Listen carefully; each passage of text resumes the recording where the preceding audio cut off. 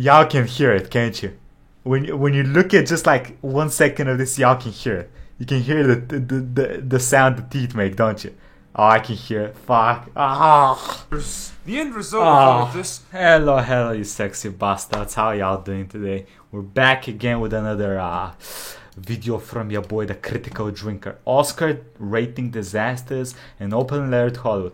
I've never seen the Oscars actually, but like every year it seems like the Oscars do something stupid. Or is it just me? Every year something changes for the worse. Something very crazy happens at the Oscars. So let's see what my boy thinks. Having kind of a tough time lately. Wait, what? I think it's fair to say that Hollywood's been having kind of a tough time lately. What with the unspecified virus of unknown origin, shutting down movie theatres, and delaying major We love you, Brooklyn. Temporary close to you soon. Stay strong, stay healthy. releases over the past year, combined with embarrassing revelations about what goes on behind closed doors, and a growing atmosphere of antagonism and hostility between the fine folks of Tinseltown and the customers who ultimately pay their wages. And never were these troubles more obvious than in the ratings for last night's Academy Awards ceremony, which recorded the lowest viewing figures in the show's history, dipping below 10 million for the first time. Damn, it was even worse than last year. And it got me to wondering, how exactly did it come to this? Okay. I mean, I'm old enough to remember a time when the Oscars was still an exciting event that had people buzzing with interest and speculation. Yeah, it could all get a little bit self-indulgent and excessive at times, and there probably weren't many people on the edge of their seats wondering which film was going to win Best Sound Design or Best Makeup, but generally speaking,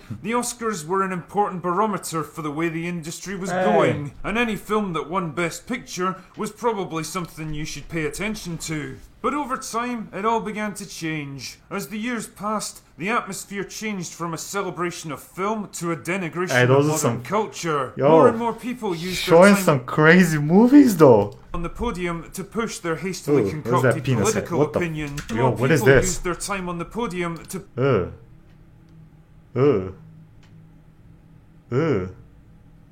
What is this?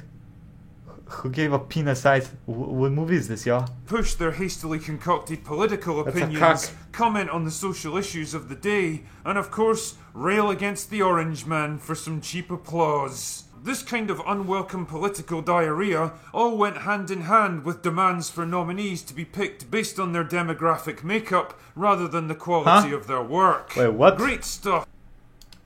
Makeup rather with demands. This kind of unwelcome political diarrhea all went hand in hand with demands for nominees to be picked based on their demographic makeup rather than the quality. But it's a What? Than the quality of their work. Great stuff, but the more desperately Hollywood tried to prove how virtuous and socially aware they were, the more we learned about the disturbing abuses of power behind the scenes that so many of them had quietly swept under the rug and turned a blind eye to for years. The end result of all of this was that under the rug and turned a blind eye to for years. Y'all can hear it, can't you? When you look at just like 1 second of this, y'all can hear it. You can hear the sound the teeth make, don't you?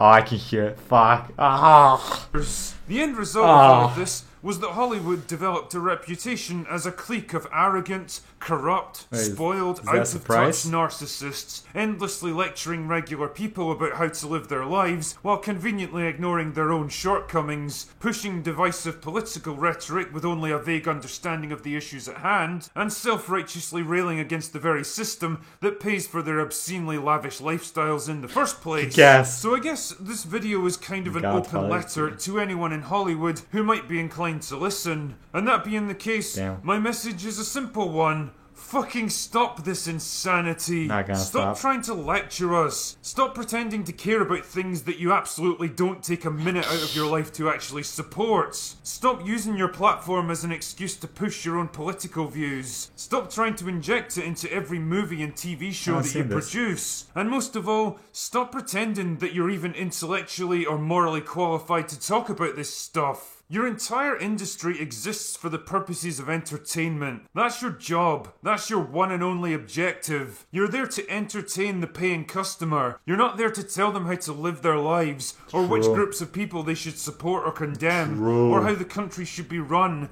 or how they should vote in the next election. That is none of your fucking business. And the more you try to do it, the more people you piss off in the process. It's no secret that the past year it's kind of hard to talk about anything that's politically related without pissing somebody off. Like, it doesn't matter how, what your topic is, you're gonna piss off someone if it's about politics. The process. It's no secret that the past year has been kind of a tough one, and for most people, daily life isn't all that fun or uplifting right now. And that's where you should be in your elements. Entertainment used to provide some much needed escapism from the troubles and cares of the real world. No matter what was going on in our lives, we used to be able to watch a movie or a TV show and just lose ourselves in a different world for a couple of... I remember this movie, I forgot about this movie.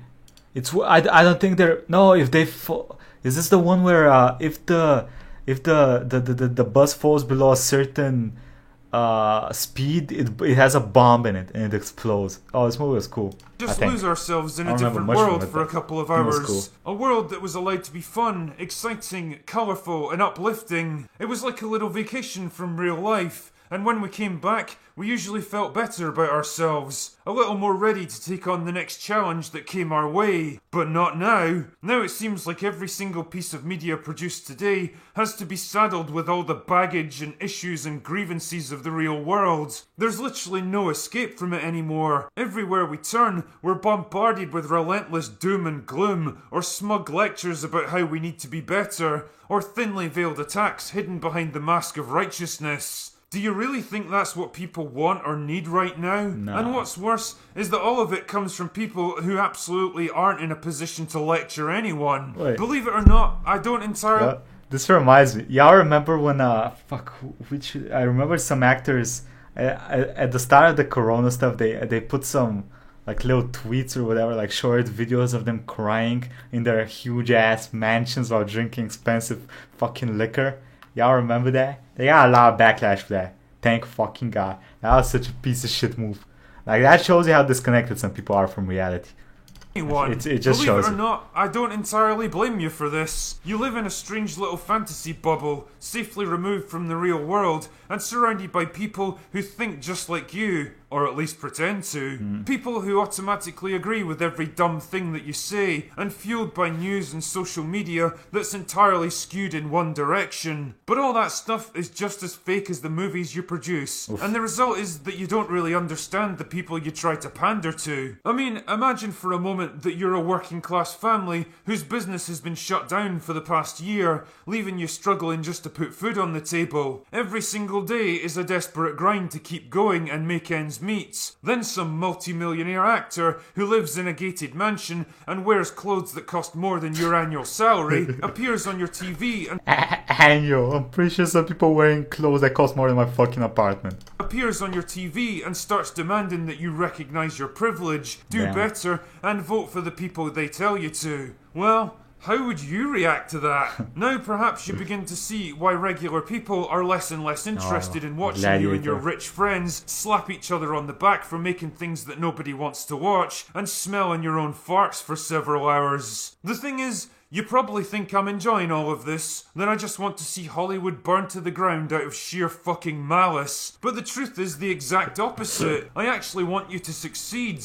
I want Hollywood to be great again, because I know what you're capable of when you're at your best. You guys have produced some of the most incredible movie experiences of my lifetime. You've put together works of art that have thrilled me with excitement, made my heart pound with suspense, inspired me with wonder, and even brought a tear to my eye. And you've done this same thing to millions of people all across the world. Generation after generation. But you're not doing it anymore. You've lost sight of why you exist. You're pushing your own audiences away by trying to force things on them that they don't want, and instead of taking a step back to question whether you're walking the wrong path, your pride and ego compels you to double down again and again. You're like a condemned man digging his own grave and berating his captors for not giving him a bigger shovel. I guess what I'm saying here is that maybe your audience aren't the ones who really need to do better here. Maybe you are. And maybe if you carry on like this, you're gonna learn that lesson the hard way. Anyway, that's all I've got for today. Go away now. Oh, I haven't heard that "go away now" in a while. I miss that shit. What y'all think? You think they're gonna change? I don't think they're gonna change. Which is weird to me. Like, they keep pushing for these equality shits that I don't think have a piece in movies. Listen, a movie is a movie. I don't give a fuck about equality in a movie, or who is white, who's black, how many black people my movie has, how many Asian people my movie has, how many bisexual, gay, lesbian, straight, pansexual, helicopter sexual, rock sexual, fucking phone sexual. I don't give a listen. If the movie is good, I'm gonna watch it. If it ain't good, well, I watch it. I don't care who's black, who's white, who's green, who's yellow. I don't give a fuck. That's my opinion on this whole thing. I don't think they're gonna change. They seem to be pushing it more and more for some reason, and it doesn't seem to be going well for them financially, but they keep doing. I don't understand why. Usually when you look at someone that tries to earn cash from something, right, they go for the things that work, not for the things that don't work. But we'll see, I guess. Time's gonna tell, right? Time always tells, so we'll see. I'm curious to hear your opinions on this topic. Have you ever watched a movie just because someone is a certain color in it? Let me know, please. I'm curious. Do people like that actually exist? I don't know. Let me know, please. Quick thank you to the YouTube members and patrons. Thank you all for the support. If y'all want to see more reactions to your boy, the Critical Drinker from me, playlist up here. I think should be up here. Anyway, have a nice day, everybody. Bye bye.